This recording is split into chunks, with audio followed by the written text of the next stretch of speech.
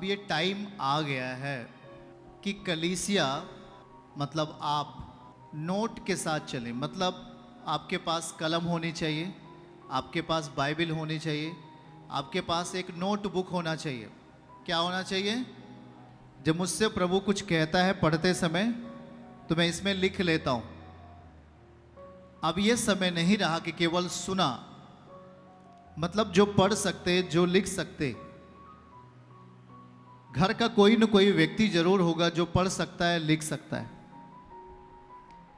अब ये टाइम नहीं रहा कि आप वचन सुने। आप ज्यादा वचनों को अपने अंदर रख नहीं पाते। मैं 1 घंटे आपके लिए बताता हूँ, 1 घंटे आपके लिए परमेश्वर का वचन देता हूँ, उसमें से 1 या 2 वचन शायद आप रख पाते हैं, बाकी सारी चीजें आप उसे भूल जाते हैं। तो आपके जीवन का जो यंत्र है, जो आपकी जिंदगी को विकसित करेगा, श्राप से मुक्त करेगा, वो मटेरियल नहीं मिल पाता। चर्च समझदार बनो। अब आपको प्रोफेशनल, मतलब आपको एक ऐसा मसीही बनना है जो कि केवल दिखावटी नहीं, आप उसको किस तरीके से अपनी जिंदगी में फॉलो कर रहे हो। चर्च आप क्या सुनते हो, आप किस तरह उसे अपनी जिंदगी में अधिकाई से रख रहे हो, आपको ध्यान देने की जरूरत है। कलीसिया में आपको बताता रहा हूं कि यदि आप गंभीर नहीं हुए, आपको शैतान ले लेगा। यदि आप सचेत नहीं हुए, शैतान आपको बहका देगा। क्यों?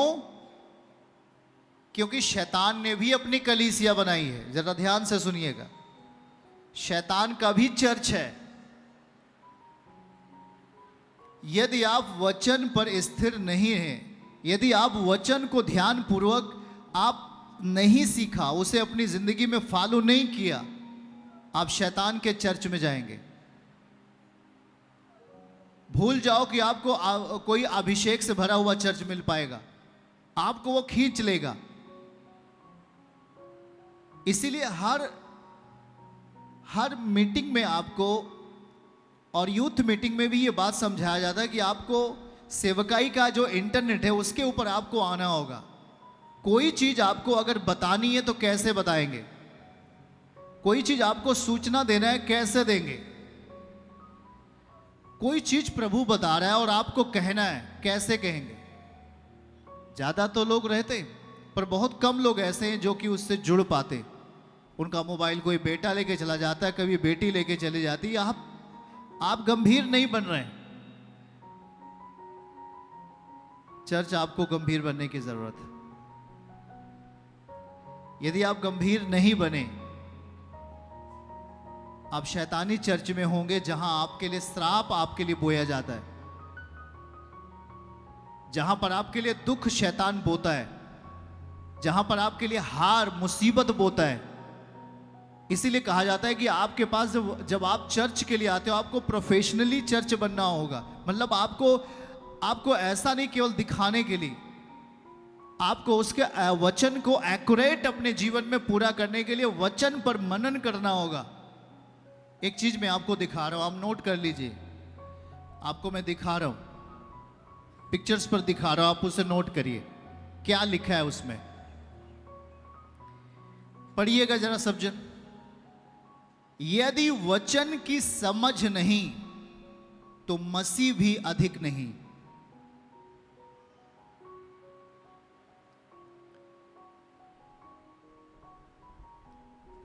जरा ध्यान से समझिए। यदि वचन की समझ नहीं तो मसीह भी अधिक नहीं। आपके जीवन में शैतान आपको उड़ा देगा।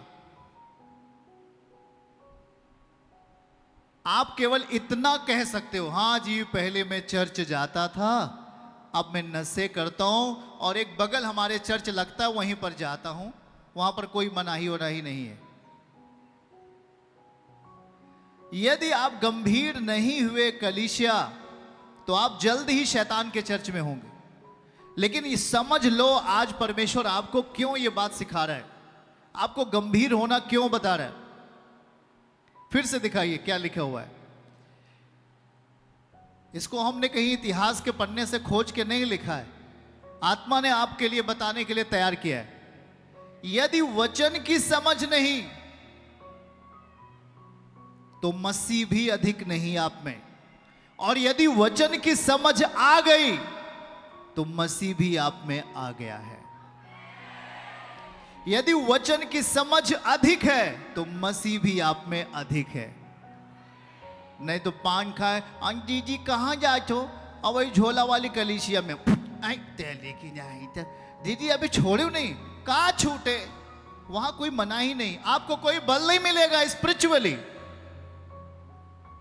आपको कोई बल नहीं मिलेगा।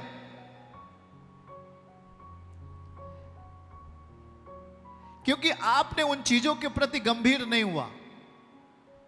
शैतान की प्लानिंग याद रखना, मैं आपको बता देता हूं, शैतान की जो प्लानिंग होती है ना, बड़े धैर्य के साथ होती है।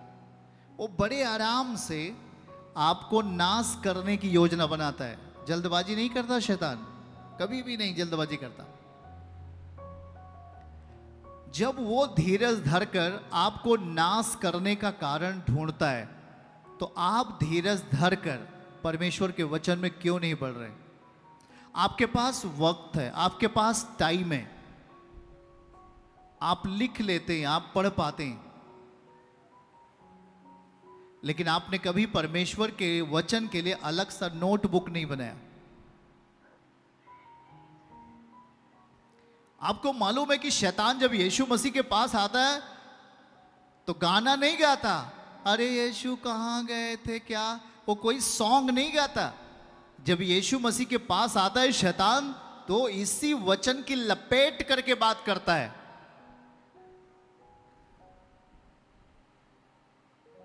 और यीशु मसीह भी शैतान के सामने ये नहीं कहता, अच्छा शैतान तो एक रुको, हम थोड़ा सा आंखें बंद करके प्रार्थना कर लें। तो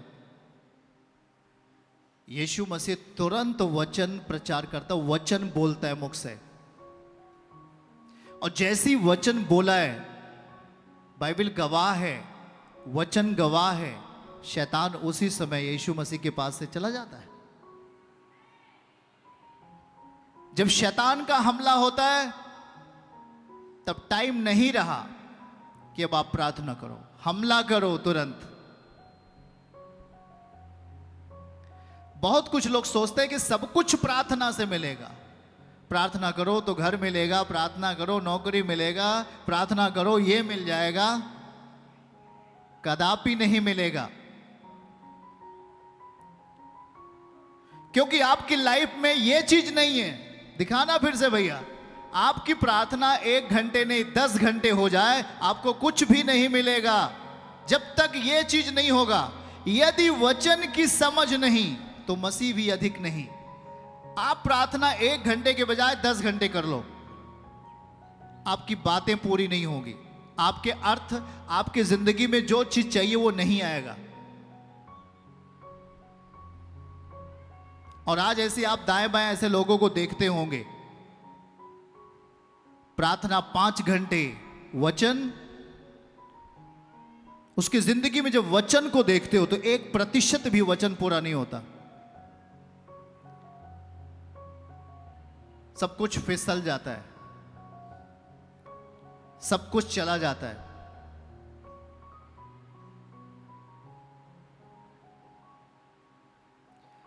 आज मसीह आप में अधिकाई से नहीं है, क्योंकि वचन की समझ आप में अधिकाई से नहीं है। और इसीलिए कहा जाता है कि आप उस पर भरोसा रख के चर्च आना शुरू करें, संगति कम ना करें,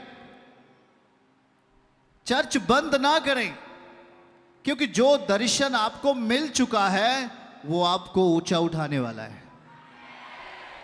उस दर्शन को पकड़ के रखो, नहीं तो मैं फिर से कहता हूं कि शैतान आपको अपनी कलीसिया का सदस्य बना लेगा।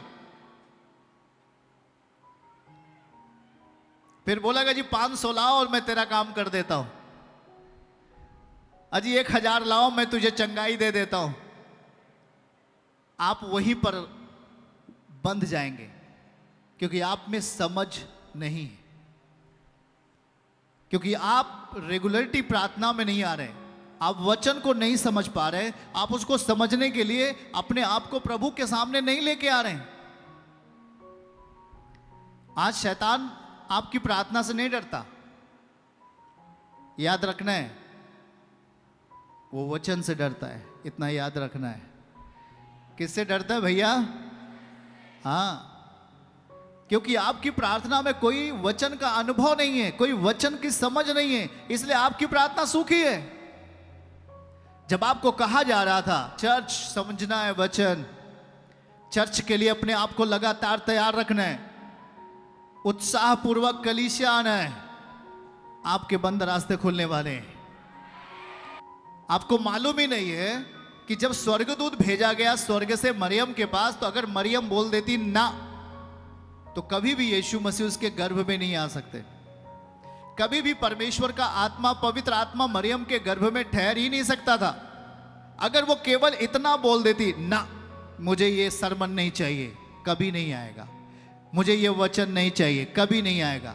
लेकिन जिस टाइम में मरियम ने कहा आप जो कह रहे हैं परमेश्वर वो मेरे लिए है, बाइबल गवाह है, सुनो, परमेश्वर का आत्मा गर्भ में आ गया।